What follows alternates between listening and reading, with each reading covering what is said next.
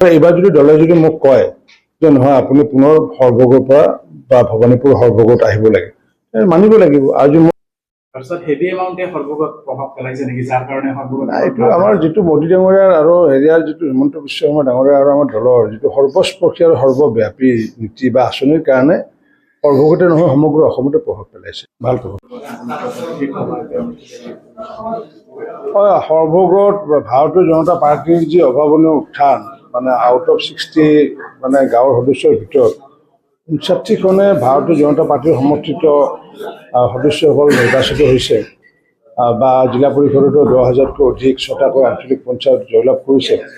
আৰু এইটো মোৰ কাৰণে এটা প্ৰাপ্তি বা মোৰ কাৰণে তৃপ্তি এইকাৰণে যে এটা সময়ত এনেকুৱা সময় আছিলে এই সৰভোগত অকল একমাত্ৰ এগৰাকী মাত্ৰ সদস্য আছিলে দুলাল নাথ নামৰ, বাকী সকলোবোৰ সদস্য বিৰোধী আছিলে। কিন্তু তাৰে বিপৰীত আজি স্থিতি একমাত্ৰ CPMৰ এগৰাকী পাইছেগৈ আৰু বাকী সকলোবোৰ ভাৰতীয় জনতা পাৰ্টীৰ সমৰ্থিত সদস্য।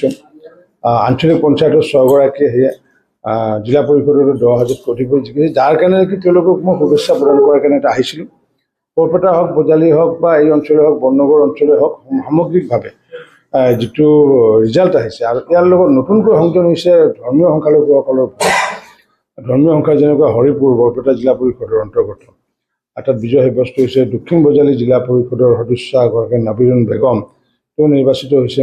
বগীগুৰিৰ দৰে ঠাইত আমি এটা সময়ত 2011 চনত অকল 80টা ভোট পাইছিলোঁ, পৰৱৰ্তী সময়ত 340টা, তাৰ পৰৱৰ্তী সময়ত প্ৰায় 960টা, এইবাৰ 1900 ভোট পাইছোঁ বগীগুৰিত। বিলাসীপাৰাত আমি প্ৰায় এইবাৰ মানে 1130টা ভোট পাইছোঁ, পূৰ্বতে আমি 130টা ভোটো নাপাওঁ।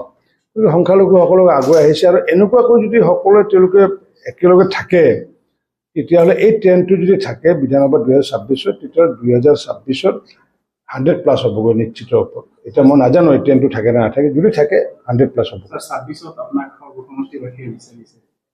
স্বাভাৱিক কথা, কাৰণ দুবাৰকৈ যিহেতু মোৰ আজি যি পৰিচয়, সেই পৰিচয়টো সৰ্ব সমষ্টিবাসীৰ কাৰণে, নহ'লে ৰঞ্জিত দাসক এজন বিষয়া বুলি গম পাইছিলে।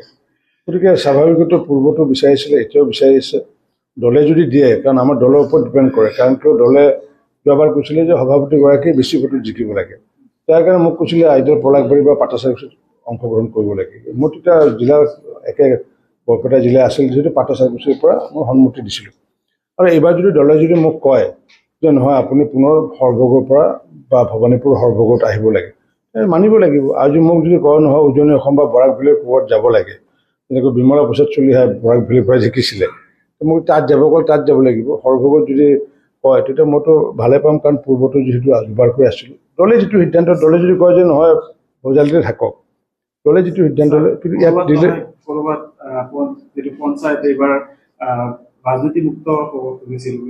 হৈছে ৰাজনীতিমুক্ত। কাৰণ কিয় ৰাজনীতিমুক্ত হৈছে, যিহেতু প্ৰতীক নাই। এতিয়া যেনেকৈ বজালিতে চাওক, মই নিজে আমাৰ তাতে প্ৰাৰ্থী যিসকল আছে, দুজন প্ৰাৰ্থী উঠিছে, বিজেপিৰ উঠিছে বা বেলেগো প্ৰাৰ্থী উঠিছে, সকলোকে আশীৰ্বাদ দিছোঁ। আমাৰ ইয়াতে মই সকলোকে আশীৰ্বাদ দিছোঁ।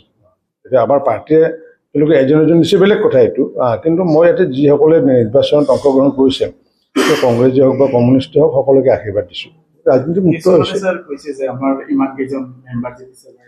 মানে সেইটো যিসকলে কৈছে তেওঁলোকে এইটো ভুল কথা এইটো, কাৰণ কিয় এইটো ক'ব নালাগে, কাৰণ কিয় এতিয়ালৈ তেওঁলোকে নিৰ্দলীয়।